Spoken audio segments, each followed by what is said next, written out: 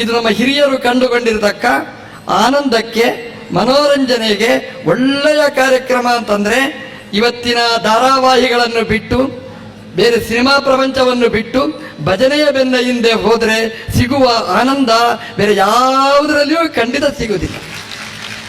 ಭಜನೆಯಲ್ಲಿ ಎಲ್ಲ ಇಂದ್ರಿಯಗಳಿಗೆ ಕೆಲಸ ಇರ್ತದೆ. ಬೇರೆ ವ್ಯಾಯಾಮ ಬೇಡ ಭಜನೆ ಮಾಡುವವರಿಗೆ. ಬಾಯಿಗಂತೂ ವ್ಯಾಯಾಮ ಇದೆ, ಹಲ್ಲಿಗೆ, ನಾಲಿಗೆಗೆ ಎಲ್ಲ ವ್ಯಾಯಾಮ ಸಿಗ್ತದೆ. ತಲೆಗೂ ವ್ಯಾಯಾಮ ಇರ್ತದೆ, ತಲೆನೋವು ಬರುವುದೇ ಇಲ್ಲ ನೋಡಿ. ಭಜನೆ ಮಾಡುವವರಿಗೆ ಎಲ್ಲಿಯಾದರೂ ತಲೆನೋವು ಬರುವುದುಂಟಾ ನೋಡಿ? ಬರುವುದೇ ಇಲ್ಲ. ತಲೆಗೆ ಕಸರತ್ತಿರ್ತದೆ. ಭಜನೆ ಮಾಡುವಾಗ ತಲೆ, ಒಬ್ಬರು ಹೇಳ್ತಾರಂತ, ಭಜನೆ ಮಾಡುವಾಗ ತಲೆ ಅಲ್ಲಾಡಿಸಬಾರದು. ಸಾಧ್ಯನಾ? ಅಸಾಧ್ಯ. ಅದು ಶಿಕ್ಷೆ ಅದು. ಹಾಗಾಗಿ ತಲೆ ಅಲ್ಲಾಡಿಸ್ಬೇಕು, ಕೈ ಅಲ್ಲಾಡಿಸ್ಬೇಕು, ಕಾಲಲ್ಲಾಡಿಸ್ಬೇಕು. ಇಡೀ ದೇಹಕ್ಕೆ ವ್ಯಾಯಾಮ ಸಿಗುವ ಒಂದು ಕಾರ್ಯಕ್ರಮ ಅಂತಂದ್ರೆ ಅದು ಭಜನೆಯ ಕಾರ್ಯಕ್ರಮ. ಆ ಭಜನೆಯಲ್ಲಿ ಬೇರೆ ಒಂದು ಎಕ್ಸರ್ಸೈಸೇ ಬೇಡ ನಿಮಗೆ. ಭಜನೆ ಮಾಡುವಾಗ ಕುಣಿದು ಕುಪ್ಪಳಿಸಿಕೊಂಡು ಭಜನೆ ಮಾಡ್ತೇವೆ ನಾವು. ಅದೊಂದು ಆನಂದದ ಉದ್ರೇಕ. ದೇವರ ಮುಂದೆ ಕುಣಿಲಿಕ್ಕೆ ನಾಚಿಕೆ ಯಾಕೆ ನಮಗೆ? ನಮ್ಮ ದಾಸರುಗಳೆಲ್ಲ ಹಾಗೆ ಮಾಡಿದರು. ಮನೆ, ಮಠ, ಮಂದಿರ ಎಲ್ಲ ತೊರೆದರು, ಕಾಲಿಗೆ ಗೆಜ್ಜೆ ಕಟ್ಟಿದರು, ತಂಬೂರಿ ಮೀಟಿದರು, ಬೀದಿ ಬೀದಿಗಳಲ್ಲಿ, ಮನೆಗಳಲ್ಲಿ ಮುಂದೆ ಬಂದು ನಿಂತರು, ಹಾಡಿದರು. ತಾವು ಹಾಡಿದರು, ಹಾಡಿಸಿದರು. ಅವರು ಮಾಡಿದ ಹಾಡಿಸಿದ ಆ ಪರಂಪರೆ ನಮಗೆ ಇವತ್ತಿನ ತನಕ ಮುಂದುವಳಿಸಿದ ಕೀರ್ತಿ ಈ ಭಜನಾ ಪರಿಷತ್ತಿಗೆ ಅದು ಸೇರ್ತಾ ಇದೆ. ಈ ಭಜನೆಯಲ್ಲಿ ನಮ್ಮ ಪುಟಾಣಿಗಳನ್ನು ಸೇರಿಸಿಕೊಳ್ಬೇಕು. ಯಾಕೆಂತಂದ್ರೆ ಮುಂದಿನ ಯುವ ಪೀಳಿಗೆ ನಮ್ಮ ಬೆನ್ನಗಿಂದೇ ಬರಬೇಕು. ಮನೆಯಲ್ಲಿ ಮೊಬೈಲ್ ಹಿಡಿದನ್ನು ನಿಲ್ಲಿಸಿ ತಾಳ ತಟ್ಟುವ ಹಾಗೆ ಮಾಡಿದ ಕೀರ್ತಿ ನಿಮ್ದು. ನರಜನ್ಮ ಬಂದಾಗ ನಾಲಗೆ ಇರುವಾಗ ಕೃಷ್ಣ ಎನ್ನಬಾರದೆ ದಾಸರು ಹೇಳ್ತಾರೆ. ಇದು ದೇವರು ಕೊಟ್ಟ ಜನ್ಮ. ಇದು ನರಜನ್ಮ ಬಂದಾಗ ಅಂತ. ಯಾಕೆಂತಂದ್ರೆ ಒಂದಲ್ಲ, ಎರಡಲ್ಲ, ಮೂರಲ್ಲ, ನಾಲ್ಕಲ್ಲ, 84 ಲಕ್ಷ ಯೋನಿಯಲ್ಲಿ ನಾ ಬಂದೆ ನೀ ತಂದೆ ಅಂತ ಹೇಳ್ತಾರೆ ಕನಕದಾಸರು. ನಮ್ಗೆ ಒಟ್ಟಿಗೆ ಎಷ್ಟು ಜನ್ಮದಲ್ಲಿ ನಾವು ಬಂದದ್ದು, ನಮಗೆ ಪ್ರಮೋಷನ್ ಆಗಿ ಆಗಿ ಆಗಿ ಈ ಮನುಷ್ಯ ಜನ್ಮಕ್ಕೆ ನಾವು ಬಂದಿದ್ದೇವೆ. ಯಾವುದೋ ಒಂದು ಹುಳ ಉಪ್ಪಟವಾಗಿದ್ದೇವೆ ನಾವು. ಬಾಯಿ ಬಾರದಿದ್ದ ಪಕ್ಷಿ ಪ್ರಾಣಿಗಳಾಗಿ ನಾವು ತಿರುಗಾಡಿದ್ದೇವೆ. ಕೊನೆಗೆ ದೇವರು ನಮ್ಮ ಮೇಲೆ ಕರುಣೆಯಿಂದ ಕೊಟ್ಟ ಜನ್ಮ ಈ ಮನುಷ್ಯ ಜನ್ಮ. ನೋಡಿ, ಉಳಿದವುಗಳಿಗಿಂತ ಇರತಕ್ಕಂತಹ ಒಂದು ಸ್ಪೆಷಲ್ ಗಿಫ್ಟ್ ದೇವರು ನಮ್ಗೆ ಕೊಟ್ಟಿದ್ದಾನೆ. ಯಾವ ಪ್ರಾಣಿಗಳಿಗೂ ಇಲ್ಲ. 83,99,999 ಪ್ರಾಣಿಗಳಿಗೆ ಇಲ್ಲದೆ ಇದ್ದ ಒಂದು ಸ್ಪೆಷಲ್ ಗಿಫ್ಟ್ ಮನುಷ್ಯನಿಗೆ ಕೊಟ್ಟಿದ್ದಾನೆ. ಅದು ಬಾಯಿ, ನಾಲಗೆ, ಮಾತಾಡುವ ಇಂದ್ರಿಯ. ಇದು ಬೋನಸ್, ಹೌದಲ್ವಾ? ಬೇರೆ ಯಾರಿಗೂ ಕೊಡದನ್ನು ನಮಗೆ ಕೊಟ್ಟಿದ್ದಾನೆ ಅಂತ ಆದ್ರೆ ಇದು ಯಾರು ಕೊಟ್ಟರು? ಅಪ್ಪನ, ಅಮ್ಮನ? ಯಾರು ಅಲ್ಲ. ಅಪ್ಪ ಅಮ್ಮ ಕೊಡೋದಾದ್ರೆ ಮನೆಯ ದನಕ್ಕೆ ಯಾಕೆ ಮಾತು ಕೊಡ್ಲಿಕ್ಕಾಗಲಿಲ್ಲ? ಯಾರು ಕೊಟ್ಟದ್ದು? ಯೋಂತ ಪ್ರವಿಶ್ಯ ಮಮವಾಚ ಮಿಮಾಂ ಪ್ರಸುಪ್ತಾಂ ಸಂಜೀವಯತಿ. ಆ ಧ್ರುವ ಹೇಳ್ತಾನೆ, ಮಾತಾಡ್ಲಿಕ್ಕಾಗದೇ ಇದ್ದ ನಾಲಗೆಗೆ ಮಾತಾಡುವ ಶಕ್ತಿ ಕೊಟ್ಟವ ನೀನು ಅಂತ. ಹಾಗಾದ್ರೆ ನಾಲಗೆ ಆ ಕುಣಿಬೇಕು ನೋಡಿ. ನೀವು ಕೈ ಹಿಡಿದು ಕುಣಿಸ್ತೀರಾ? ಶಬ್ದ ಬರುವಾಗ ಮೇಲೆ ಕೆಳಗೆ ನೀವು ಮಾಡ್ತೀರಾ? ಏನಿಲ್ಲ, ನಿಮ್ಮ ಪ್ರಯತ್ನ ತನ್ನಷ್ಟಕ್ಕೆ ಅದು ನಾಲಗೆ ಮೇಲೆ ಕೆಳಗೆ ಹೋಗ್ತದೆ ನೋಡಿ.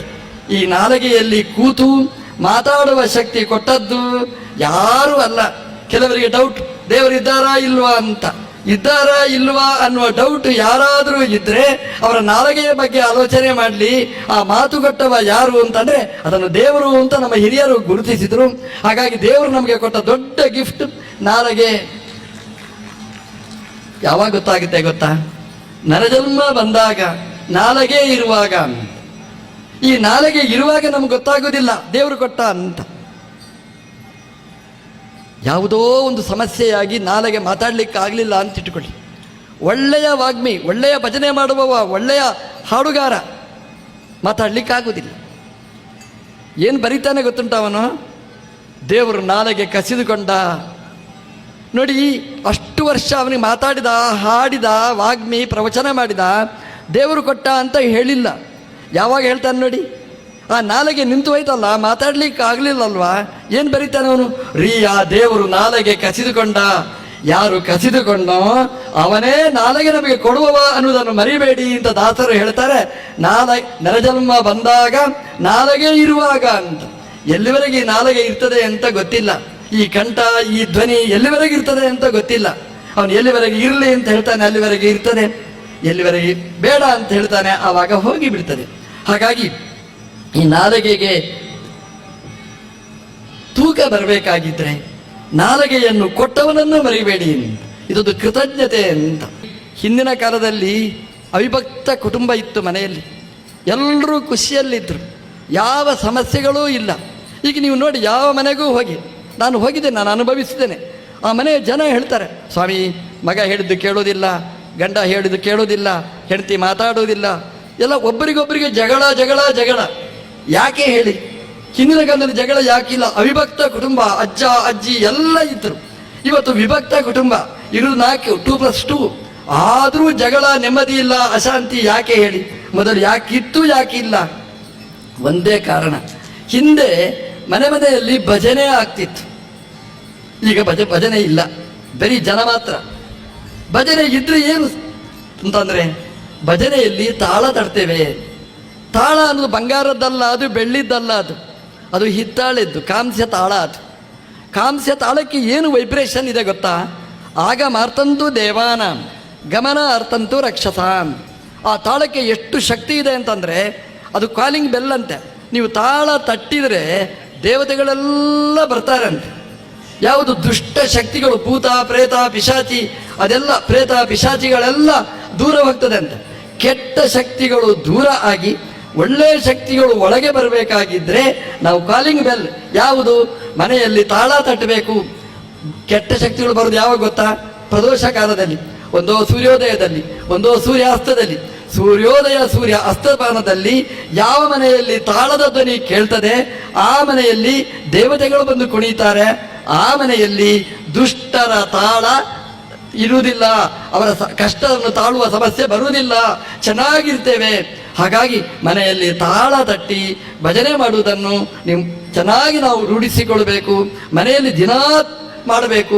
ಪ್ರತಿನಿತ್ಯ ನಾವು ಭಜನೆ ಮಾಡಿದರೆ ಮನೆಗೂ ಶಾಂತಿ, ಮನೆಗೂ ನೆಮ್ಮದಿ, ಯಾವ ಸಮಸ್ಯೆಗಳೂ ಬರುವುದಿಲ್ಲ. ಎಲ್ಲ ಸಮಸ್ಯೆಯನ್ನು ಪರಿಹಾರ ಮಾಡುವ ಶಕ್ತಿ ಅದಕ್ಕಿದೆ. ಸತ್ಯ ಸಂಗತಿ ನಾನು ಹೇಳಲ್ಲ. ನೋಡಿ, ಬೀದಿಯಲ್ಲಿ ಹೋಗ್ತಾ ಇರ್ತಾರೆ ನೋಡಿ, ಒಬ್ಬರೇ ಮಾತಾಡಿಕೊಂಡು ಹೋಗ್ತಾರೆ. ನಿಮ್ಗೆ ಗೊತ್ತುಂಟು, ನಿಮಗೆ ಅದು ಹೆಣ್ಮಕ್ಕಳು ಹೋಗ್ತಾರೆ, ಎಲ್ಲರೂ ಹೋಗ್ತಾರೆ. ಹೆಣ್ಮಕ್ಕಳು ಒಬ್ಬರೇ ಮಾತಾಡಿಕೊಂಡು ಹೋಗ್ತಾರೆ. ದೂರದಲ್ಲಿ ನೋಡಿದ್ರೆ ಇದೇನು ಹುಚ್ಚರ ಅಂತ ಅಲ್ಲ, ಕಿವಿಯಲ್ಲಿ ವೈರ್ ಸಿಕ್ಕಿಸಿಕೊಂಡೇ ಇರ್ತಾರೆ, ಮಾತಾಡ್ತಾ ಇರ್ತಾರೆ. ನಾಚಿಕೆ ಆಗೋದಿಲ್ಲ ನೋಡಿ.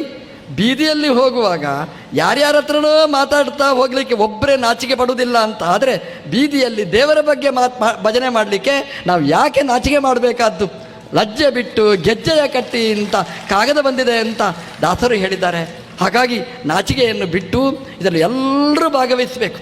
ಯಾರಿಗೆ ಕಾಲಿದೆ, ಯಾರಿಗೆ ಕೈ ಇದೆ, ಯಾರಿಗೆ ಬಾಯಿ ಇದೆ, ಯಾರಿಗೆ ದೇವರ ಮೇಲೆ ಭಕ್ತಿ ಇದೆ, ಅವರೆಲ್ಲ ಈ ಭಜನೆಯಲ್ಲಿ ಭಾಗವಹಿಸಬೇಕಾದ್ದು.